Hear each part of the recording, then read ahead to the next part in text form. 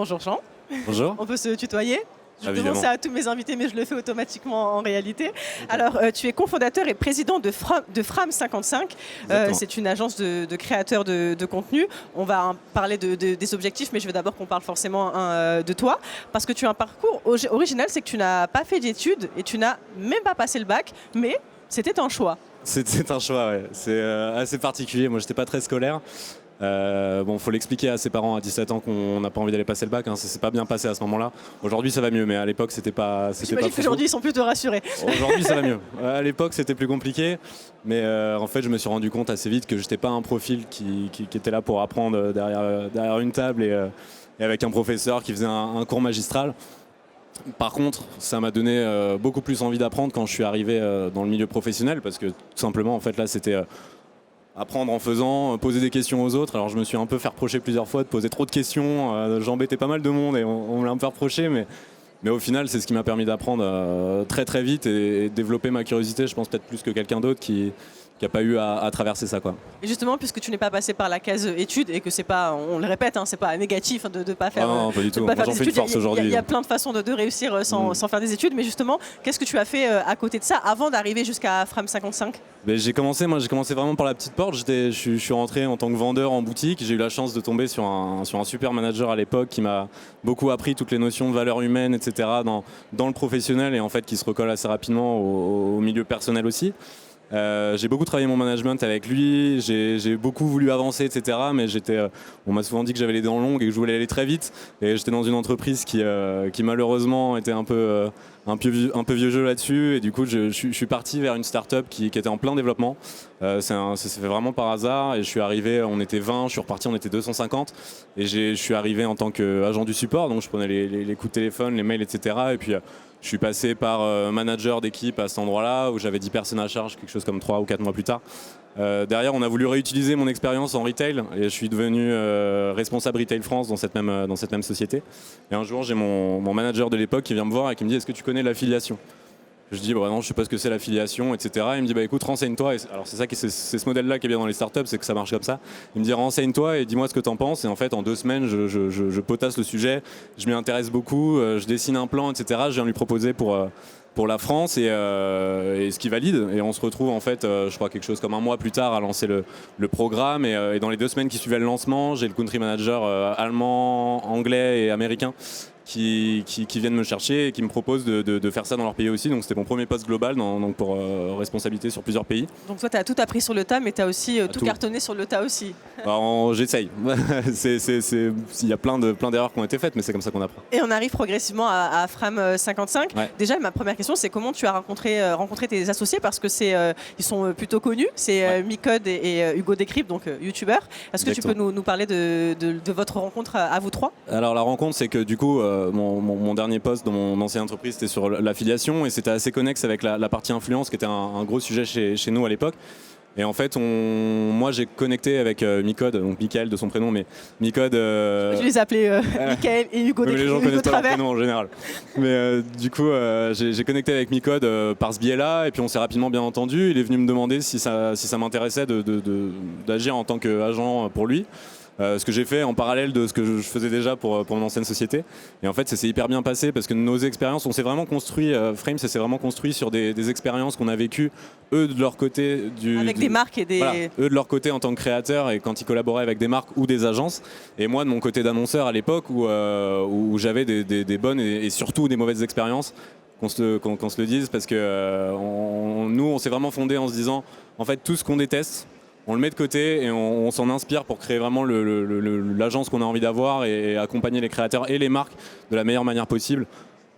Mais vraiment en s'inspirant beaucoup de ce qui était négatif et de ce qui n'allait pas. Et du coup, ça nous permet d'avoir un beau garde-fou et de pas faire n'importe quoi dans notre métier, quoi. Et justement, comment vous avez défini l'objectif de départ pour se différencier des autres agences? C'était quoi clairement en tête que vous aviez dans votre petite note, vos petits carnets de notes dès le départ? Alors dans le marketing d'influence, il faut savoir qu'il y a quelque chose qui existe depuis quand même 5-6 ans. C'est très récent comme milieu, hein, mais ça existe à peu près clairement depuis 5-6 ans. C'était très orienté sur le divertissement. C'est-à-dire que c'était beaucoup de créateurs avec des grandes audiences, mais qui étaient très orientés divertissement. Alors que Micode et Hugo, mes 2 associés, eux, ils parlent de cybersécurité, d'IT. C'est du contenu un peu plus de niche.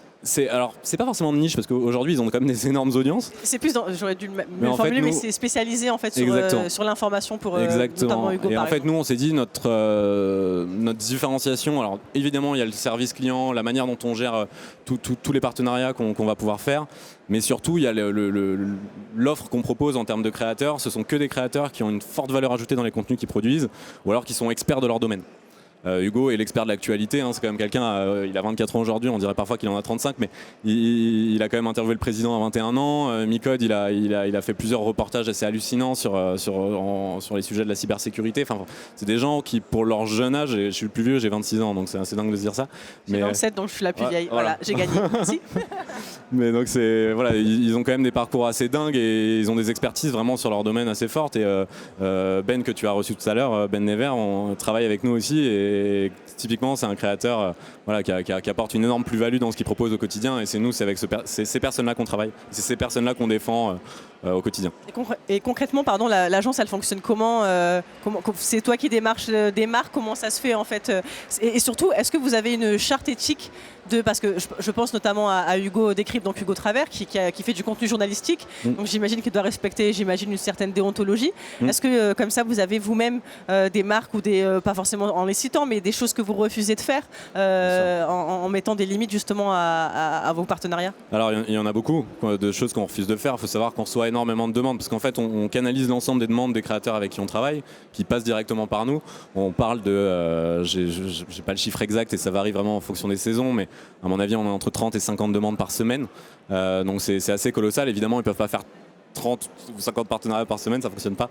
Et surtout, il y a une question d'éthique, comme tu le disais. Nous, on prime avant tout, dans notre manière de travailler, la co-création. C'est-à-dire que c'est à une époque, et encore aujourd'hui pour certaines agences, mais c'était la marque qui disait « moi je veux ça, je veux que le créateur raconte ce sujet-là et il en parle de cette manière ».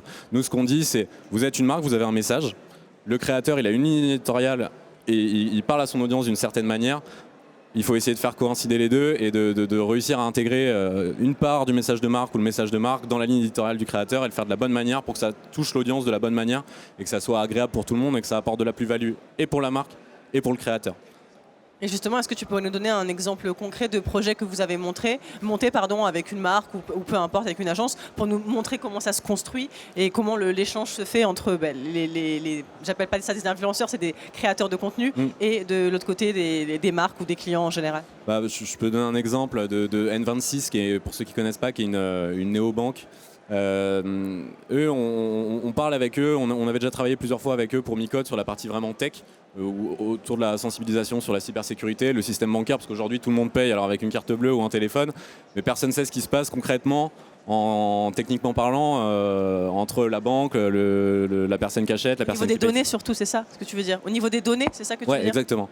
Et un bon exemple de ce qu'on a fait, par exemple avec Hugo autour d'N26, ils viennent nous voir et nous disent bon voilà, nous on n'a pas envie de communiquer comme toutes les banques, on n'a pas envie d'axer ça sur l'argent en disant faut gagner plus d'argent, faut prendre des crédits, attention nos taux sont les plus bas, etc. On a juste envie que les gens se sentent bien avec leur argent.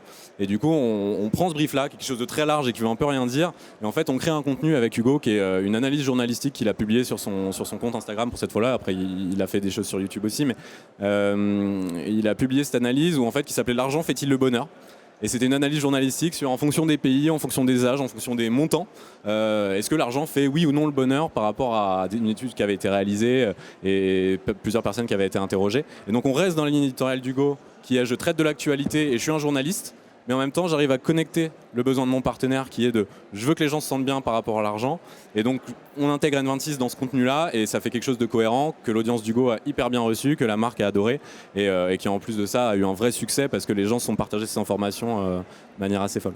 Et justement, c'est quoi vos ambitions pour le futur? Vous voulez vous développer dans quel sens une fois que vous avez gérer cette partie-là, influence et co-création de contenu? C'est quoi le but à terme de Frame 55? Moi, de mon expérience en fait, côté annonceur, je me suis rendu compte que trop souvent les créateurs étaient utilisés en bout de chaîne. C'est-à-dire qu'on définissait tout avant eux pour eux et puis on leur demandait de faire quelque chose. On arrive à remonter cette chaîne un petit peu en faisant de la co-création. Demain, je pense que ça peut être très intéressant de pouvoir dire à un de nos partenaires, voilà, on vous conseille de manière stratégique sur tout ce qui va être votre campagne de communication autour de tel ou tel sujet. Et en plus de ça, on va prendre quelqu'un qui est confronté quotidiennement à des milliers et des milliers de personnes et qui va pouvoir vous conseiller en plus et apporter sa patte sur ce qu'il en pense, comment le faire, comment délivrer le message, le faire de la manière la plus pertinente, etc. Et donc faire remonter la chaîne aux créateurs, ça c'est un sujet. Deuxième sujet, c'est toute la partie production. Aujourd'hui, chaque créateur est organisé de son côté pour faire ses productions vidéo.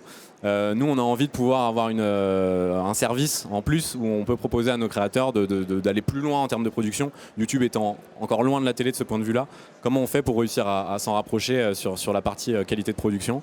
Et enfin, dernier point, c'est on accompagne des créateurs, mais on accompagne aussi des marques et faire remonter aussi, encore une fois, ces créateurs dans le conseil stratégique aux marques. On le fait depuis peu, on a remporté un bel appel d'offres avec un gros opérateur télécom français où en fait ils avaient besoin d'accompagnement pour créer leur compte TikTok. Et on s'est dit que ça pouvait être très pertinent de prendre un créateur en tant que consultant. Et en fait, dans notre équipe, on a un créateur de contenu qui ne publie pas, qui n'est pas là pour son audience, mais qui est là pour son expertise de la plateforme. Et aussi bien sur la stratégie édito que sur le montage des contenus, du choix des intervenants qu'on va prendre dans les contenus, etc. Enfin, voilà, donc c'est vraiment faire remonter la chaîne aux créateurs parce que c'est des personnes qui sont plein de savoir et c'est des excellents communicants. Merci beaucoup d'être venu sur la scène de l'Ampli pour nous en parler. Bonne continuation à vous trois, ouais. Même si tu es là, mais tu représentes on est toute une équipe. De 10 personnes maintenant. Mais, voilà, mais c'est 3 cofondateurs, ouais, c'est ça, si je ne me trompe pas. Mais merci beaucoup, Jean, d'être venu. Merci beaucoup. Bonne continuation. Merci.